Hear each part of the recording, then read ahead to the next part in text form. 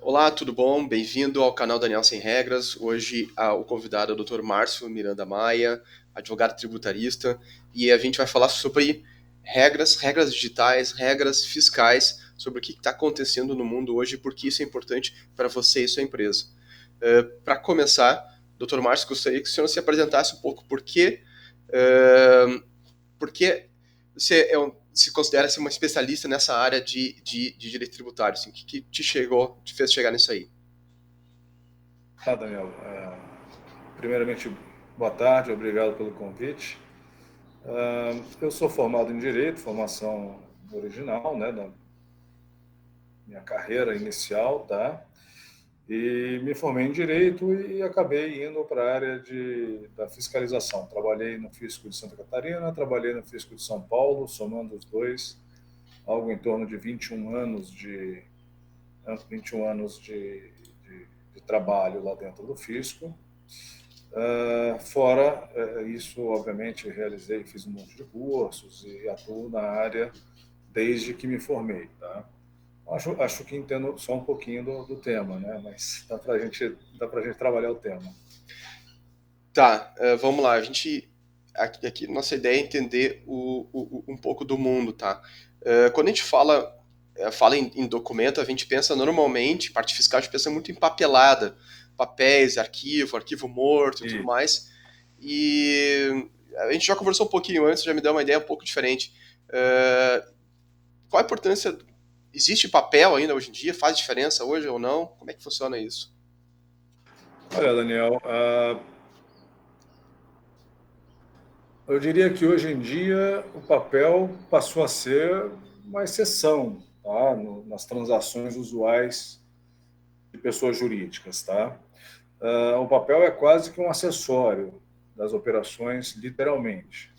Desde 2008, desde antes de 2010, 2008, a gente começou, o FIS começou com notas fiscais eletrônicas e depois esse uso veio sendo massificado. E aí, eu diria que desde 2013, quase que a integralidade das operações do Brasil inteiro são realizadas com documentos digitais, tá? Então, você pensar e livros digitais também. Então, se a gente pensar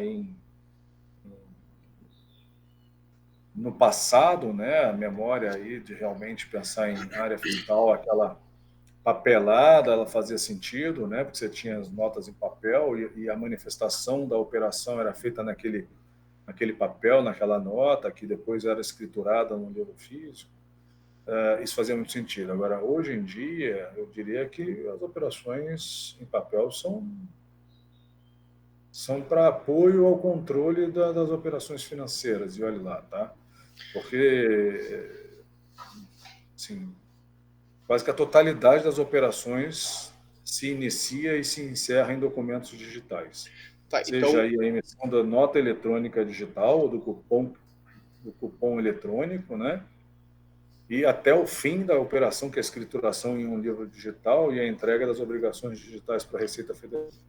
Então, a gente está falando de uma entidade que já não é mais uma entidade física. Você não poderia, por exemplo, queimar a Receita Estadual para deixar de pagar imposto. Isso não vai funcionar. É o sonho de muita gente, né? Pegar É, fogo e sumir tudo, né? Na verdade, hoje, se a gente olhar, por exemplo, notas e livros eletrônicos, eles são custodiados no sistema público de escrituração digital. Isso está fragmentado em inúmeros órgãos. Ninguém mais é dono dessa informação. Essa informação não está num lugar, numa sala específica, num HD específico, né? Por exemplo, a Secretaria da Fazenda de São Paulo tem duas salas cofre totalmente espelhadas, uma em Campinas, outra em São Paulo. É uma monstruosidade. Fora isso, você tem um backup de toda a Receita Federal. Né? A Receita Federal ela recebe tudo e compartilha partes com os estados. Então, você tem aí uma fragmentação da informação e múltiplos backups que impedem aí que os dados sumam, né? Aquela história de fraudes antigamente, queimou o processo, não existe mais queimar processo. Que putz, a dívida vai sumir, apertaram um botão, a dívida sumiu, esquece, também não existe isso. Né? sim, Se alguém tentar hoje fazer isso, a chance de ali na frente ser pego eu diria que é tendente a 100%. Sim, é muito difícil de se escapar disso aí, né? Um usuário que some com um arquivo, acaba sendo registrado, né? Normalmente. Na verdade, assim, não existe, assim, você some com o seu arquivo, tá? Então, assim, se você pensar, vamos falar de nota eletrônica, o teu sistema emite um arquivo digital que é enviado ao fisco. Só quando ele chega lá no fisco que ele começa a ser válido, né? Grosso modo é isso. Então, assim, vamos dizer que uma empresa emita lá 10 mil notas fiscais e ele perdeu 1.000 notas fiscais, perdeu 2.000 notas fiscais. Essas 2.000 notas já estão no fisco. Então, se ele perdeu o arquivo e ele não escriturou o arquivo, você pode ter certeza que o fisco vai chegar nele e vai falar, olha, você tem aqui 1.500 notas não escrituradas e emitidas, tá?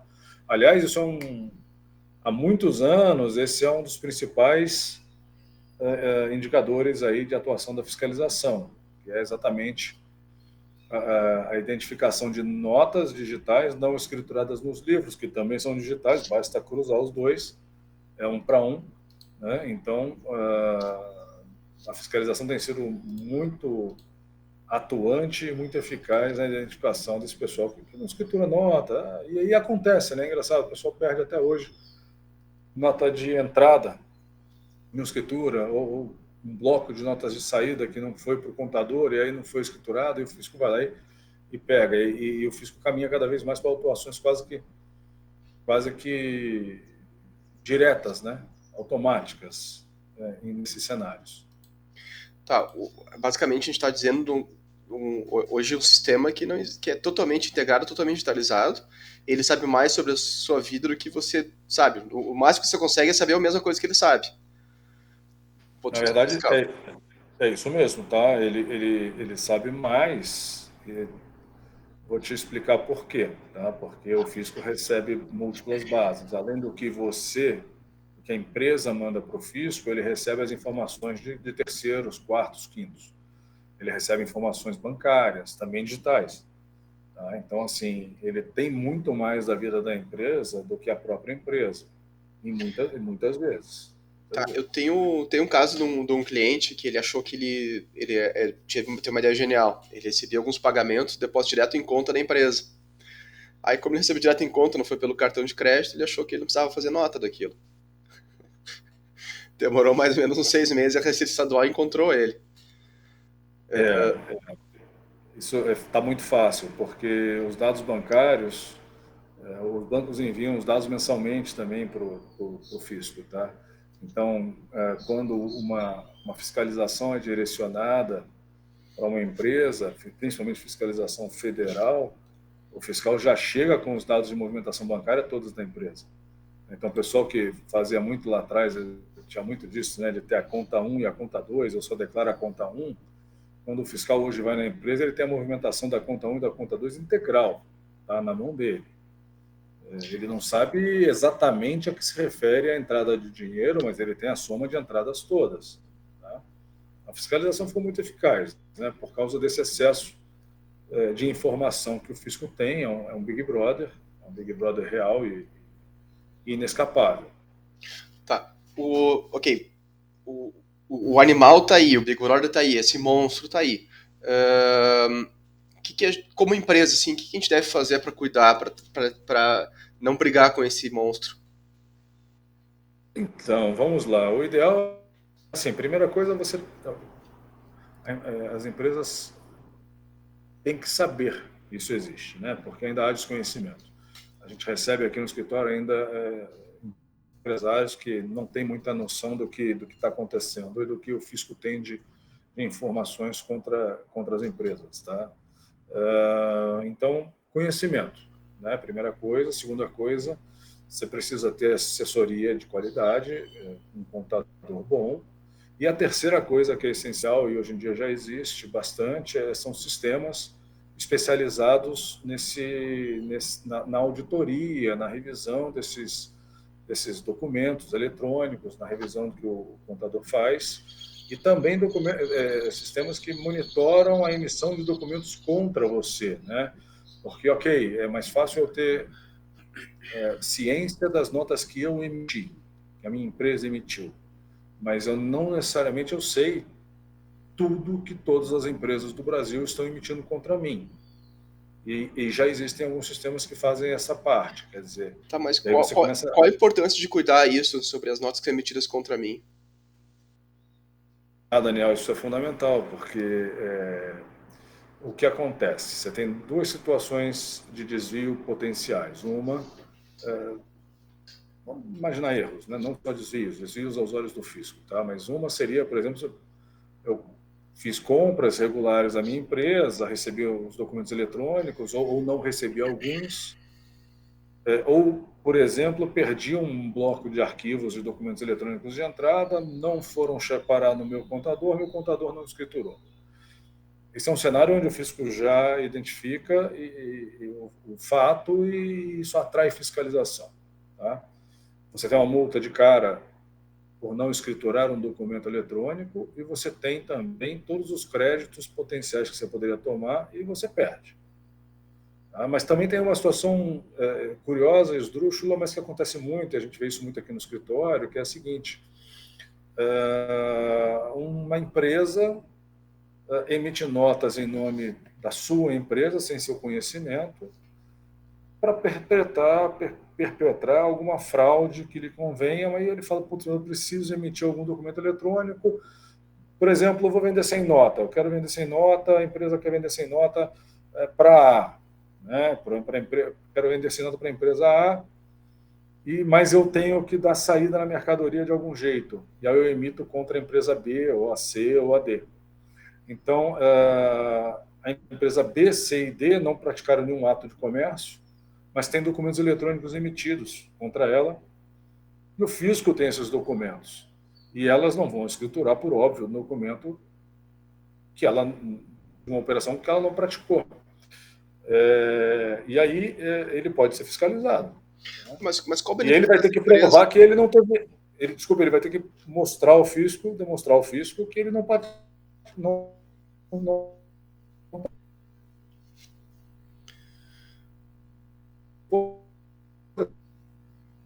operação que era uma fraude, foi uma fraude dele. Então, muito.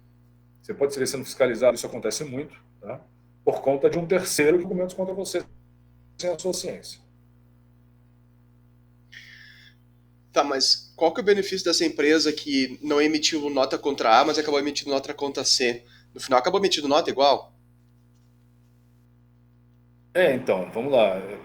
É curioso, mas isso acontece muito, né? Imagina que, assim, ele recebe. Isso é um exemplo bem típico. Imagina que ele compra cimento, né? As empresas que vendem cimento, as indústrias que vendem cimento, todas elas emitem nota. E vamos dizer que A seja um comprador dele grande, mas fale para ele, olha, eu só compro de você sem nota.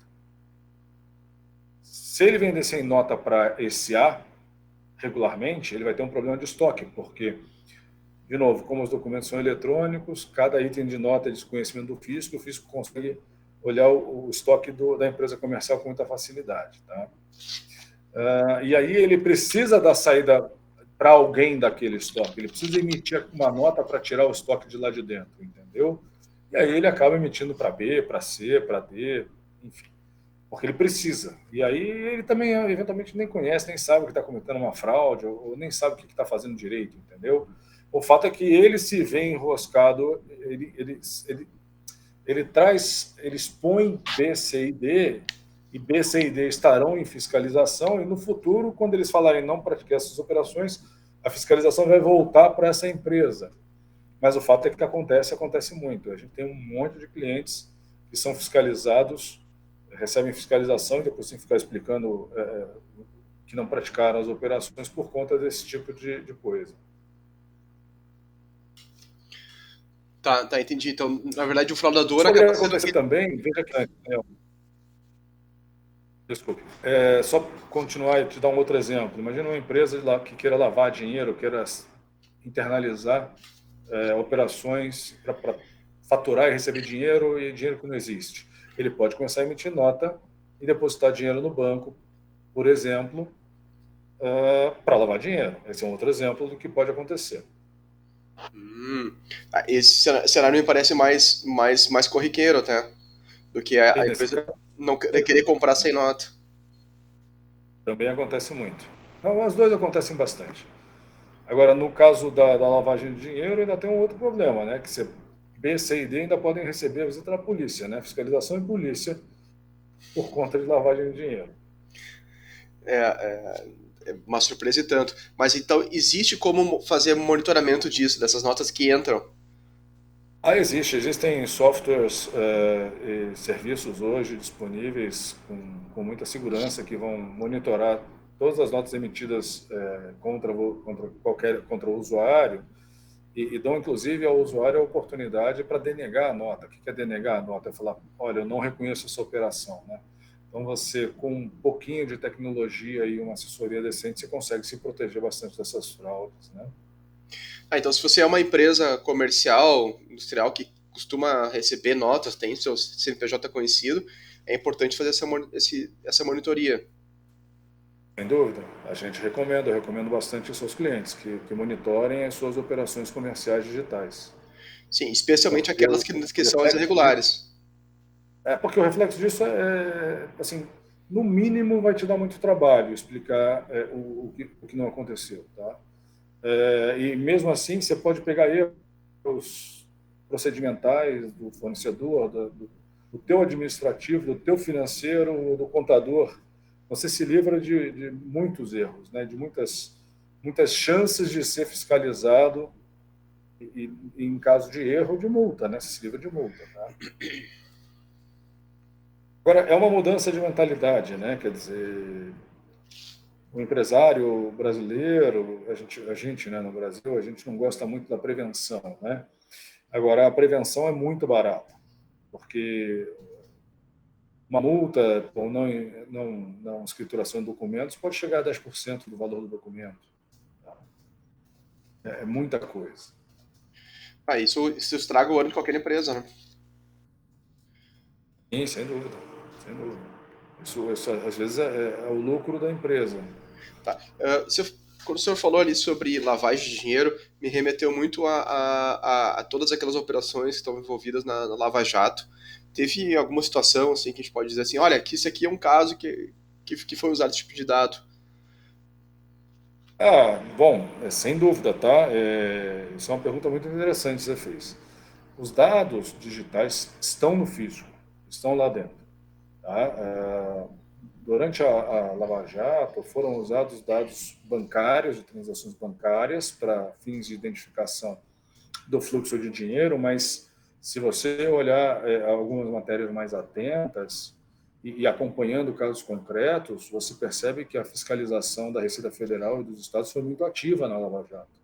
Porque a hora que se identificava o trânsito do dinheiro, logo em seguida entrava a Receita Federal para identificar as operações comerciais ou de serviços que deram origem aos fluxos, automaticamente se verificava a idoneidade das empresas e vinham em seguida as autuações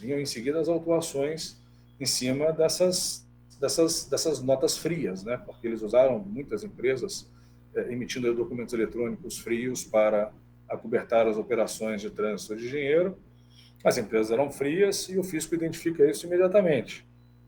Então, essa digitalização dos documentos eletrônicos, essa digitalização toda, criou uma agilidade nos órgãos de fiscalização que é sem precedentes. Tá? Então, em um clique, em segundos, a Receita Federal identifica todas as notas de determinado contribuinte. Tá, Segundos me chamou de atenção um assunto aí. A maior parte das pessoas envolvidas na Lava Jato, eu diria que eu consideraria pessoas inteligentes, muito inteligentes ou até geniais, assim, pessoas que estão bem acima de qualquer média, né? Mas isso que o senhor está falando me parece uma coisa muito banal, assim, é óbvio que o fisco ia ter dado acesso a isso aí. Como é que eles não pensaram nisso antes? Daniel, eu diria o seguinte: a Lava Jato veio num limiar de eras, tá? Essa digitalização aconteceu em 2008, 9, 10, a partir de 2008, vamos colocar assim. E eu acho que ninguém estava preparado ninguém estava preparado para o que essa digitalização trouxe em termos de eficiência dos órgãos regulatórios. Tá? Então, eles trabalharam como trabalharam a vida inteira. E esqueceram de perceber que mudaram os meios de fiscalização, mudaram os meios de atuação dos órgãos de controle. Tá? E vamos ser sinceros, a digitalização tem um lado também como é que eu posso colocar? Ela facilita em determinado ponto a fraude, no sentido de que você hoje consegue abrir uma empresa sem papel nenhum. Então, você abre cada vez mais rapidamente uma empresa e você pode emitir milhões de notas em uma hora. Tá? Óbvio, o fisco trabalha para tentar identificar fraudes, o fisco trabalha muito nisso, os fiscos, né? A gente toda hora vê operações nos jornais, mas o fato é que você tem uma facilidade de abrir empresas, tem uma facilidade de emitir documentos e isso facilita a fraude. Tá? Então, você teve uma mudança de cenário onde os meios de fiscalização ficaram mais eficientes, muito mais eficazes, e a atuação dos órgãos ficou mais efetiva. Tá? Não é à toa que a Receita Federal bate recorde de atuação atrás de recorde, ano atrás ano, porque é mais eficácia, mais eficiência. Tá, não, entendi. Então a gente está falando aqui, respondendo a pergunta, eles caíram porque existia um monstro que eles não estavam preparados, eles estavam fazendo as mesmas coisas que sempre fizeram. E aí não estavam preparados para esse Big Brother aí. Mas, Não, com certeza ninguém estava preparado para isso, viu?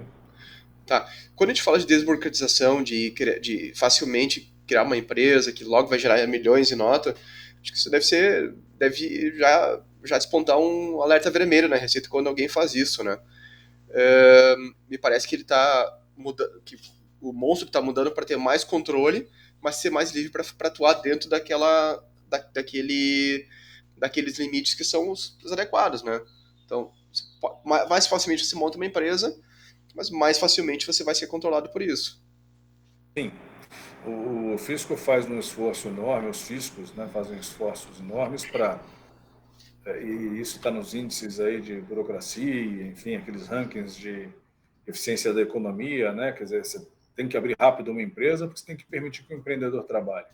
Mas os fiscos também investem milhões em sistemas de monitoramento ativo dessas empresas. Então, sim, o fisco cada vez está ficando melhor em identificar essas fraudes. E tem empresas que a gente conheceu alguns casos, por exemplo, em que a nota fiscal, conta dos parâmetros de abertura da empresa, na 10ª nota fiscal, o fisco bloqueou automaticamente a emissão de nota.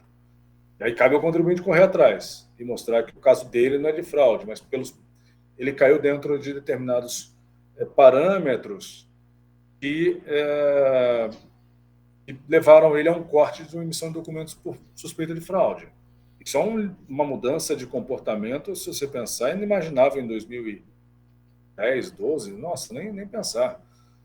Sim, porque você emitia um bloco de notas, né? Na verdade era um bloco físico, você emitia aquele bloco e o fisco ia perceber isso no ano que vem, quando fosse ver que tinha aqueles blocos todos. Se tanto, né? Olha, eu diria que às vezes 5 anos depois, às vezes nem 5 anos depois, né? Porque você tinha um documento físico e aquele documento, enfim, alguém tinha que pegar para olhar, né? Sim, isso aí. Isso aí. Então era uma fraude que funcionava muito bem, mas não vai rolar tanto. As fraudes vão ter que ser diferentes.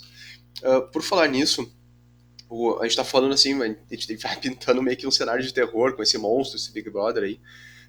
Mas eu sei que não é esse o ponto. Assim, É um cenário diferente. Esse é o ponto, é um cenário diferente, né? E as empresas têm que se adaptar ao cenário, é isso? não, claro. Que seria meu ponto. O que é uma empresa que tá rodando certinho? Que ela tem? Quais são os parâmetros que a gente pode definir assim? Uma empresa está rodando certinho do ponto de vista fiscal. Olha, a empresa que roda muito bem, muito certinho, é a empresa que declara as vendas, né? Ela registra as vendas, está atenta assim aos documentos emitidos contra ela, rejeita documentos que não são de operações regulares e registra tudo isso nos seus livros e entrega seus livros dentro do prazo para a Receita Estadual, para a Receita Federal. Você tem aí alguns livros eletrônicos que se entregam aos órgãos de fiscalização. Tá? E aí ela tem que estar atenta ao que o contador está fazendo, ela tem que monitorar. Então, assim, é um jeito diferente de trabalhar, né? Ela não só precisa estar atenta ao que ela faz, mas ao que fazem contra ela e como seus prestadores de serviço atuam. Isso é uma mudança de paradigma por conta da eficácia do fisco, e nunca se fez antes porque o fisco não era tão eficaz, tá? Mas é uma realidade que agora se impõe. Então, é um monitoramento ativo mesmo, que eu recomendo que os clientes façam. A partir de qual porte de empresa o senhor acha que é recomendável?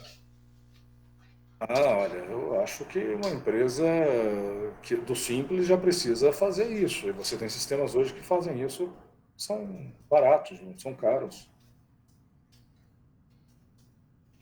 Ah, É óbvio que, assim, vamos fazer uma pequena correção, um pequeno ajuste do que eu falei, né? Uma empresa do Simples tem menos obrigações, ok? Então, as empresas que não são do Simples precisam estar muito mais atentas do que as do Simples Nacional. Porém, você tem uma situação muito delicada no Simples, que é a questão de faturamento dela. E o que ocorre? Você imagina que uma empresa do Simples que esteja, por exemplo, um dos itens que o fisco monitora muito são as notas de entrada contra o faturamento declarado, né? Você imagina que eu tenho lá limite hoje aí do Simples de 4 milhões e 800, tá? Para alguns tipos de empresa, e uma empresa recebe 10 milhões em notas de entrada. Ela pode entrar numa fiscalização por conta do volume de documentos de entrada contra ela. E ela pode ser fiscalizada e se provarem que as operações aconteceram, ela vai levar uma auto de infração e vai sair do Simples, vai ser desenquadrada. Pelas entradas, entendeu? Então, pelo que fizeram contra ela, pelo que emitiram contra ela. E se ela não participou das operações, você veja que ela pode estar sendo fiscalizada e ter toda a vida revirada por conta de notas emitidas contra ela que ela não teve ciência. Então, quando eu falo que uma empresa já no Simples tem que estar atenta, é porque ela pode sim ter problemas. sim, alguém pode fazer uma empresa para lavagem de dinheiro, emite um monte de nota contra uma empresa qualquer, minha empresa, sua empresa, e você ficar enrolado aí durante 1 ano, 2 anos, tentando falar para a Receita que focinho de porco não é tomado. Exato, isso. É isso, é uma E, incomodação e tanto. e, e aí, dependendo da situação, ela pode ser autuada e ter que discutir isso já dentro de um processo de desenquadramento, quer dizer, que é um cenário péssimo, né?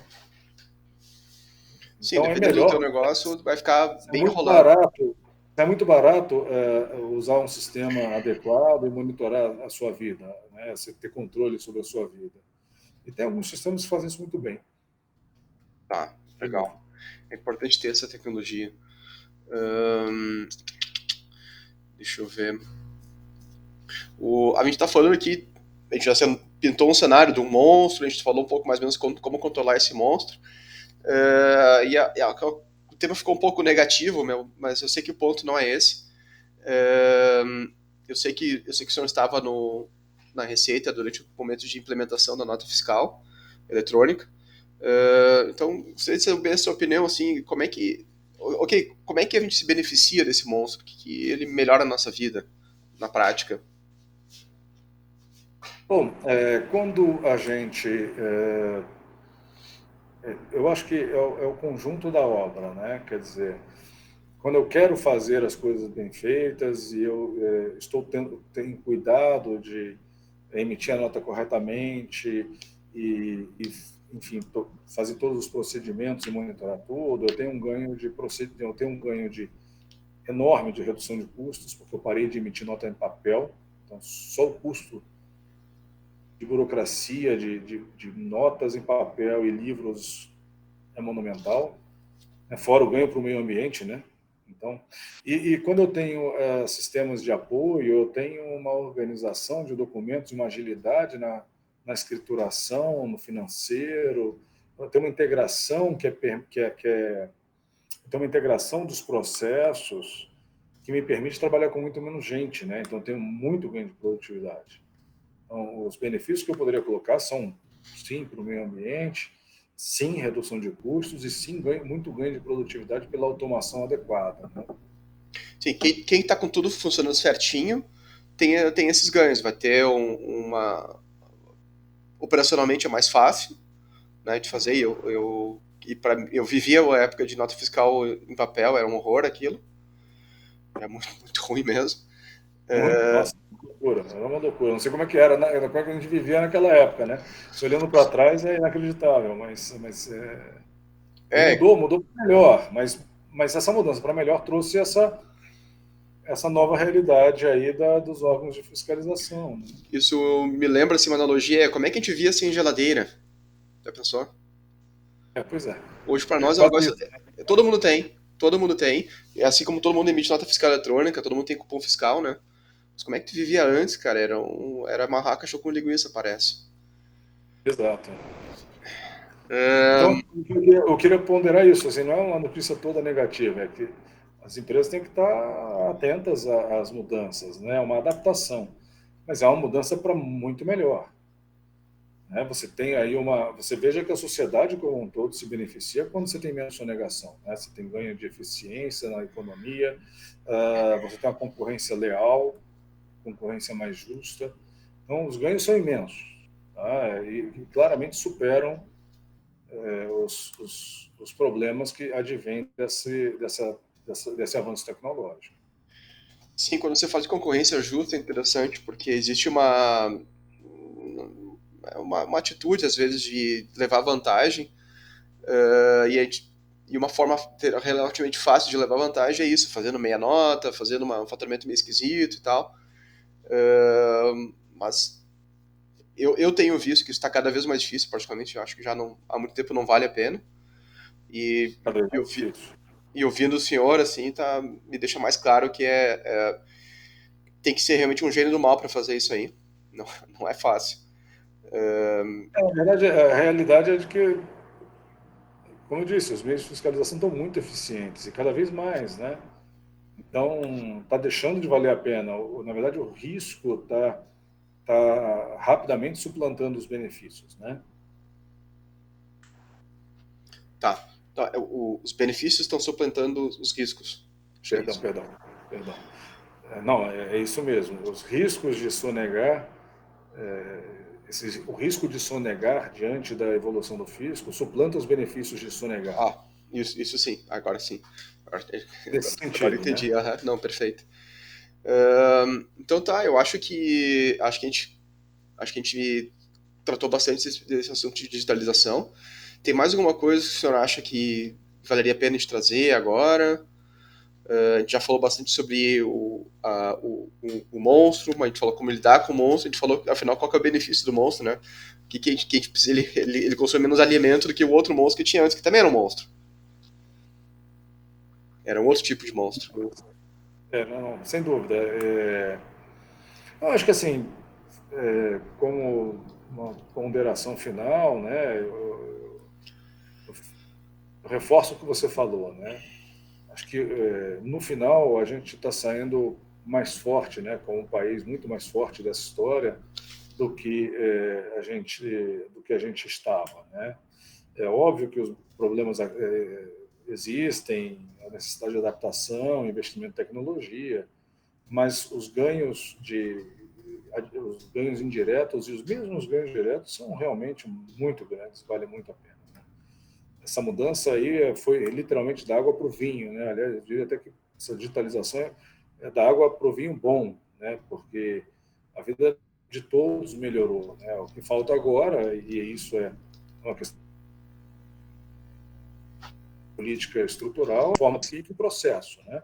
Simplifique os tributos e com simplificação esses ganhos se manifestariam ainda mais, porque a redução de complexidade com a evolução tecnológica trariam um ganho monstruoso aí em termos de redução da sonegação e aumento de arrecadação, e obviamente melhoria de investimentos, aumento de investimentos em educação, saúde, etc. Mas esse é um capítulo, esse é um tema árduo e que a gente, olha, eu vou te falar, eu comecei a pensar em fazer concurso, eu passei em 1995. Lá já se falava de reforma tributária, né? Então, são aqueles temas do Brasil, que só Deus sabe se um dia a gente vai conseguir suplantar, mas essa é a grande mudança que todos aguardamos. Me parece que a gente nunca vai parar de fazer reforma. Eu lembro desde década de 90 falando de reforma disso, reforma daquilo, e uma reforma sobre a reforma, sempre reformando. Pois é, exatamente. Mas a gente precisa fazer mais um, consegue, né? Então, Pois é, pois é, tem que ser feito. Então tá, eu agradeço muito a sua presença hoje, tá? Quem quiser contatar o Dr. Márcio, então vai ter o link aqui pro site dele, tá bom? Na descrição. E era isso, obrigado pela audiência. Daniel, muito obrigado novamente aí pelo convite e pela atenção.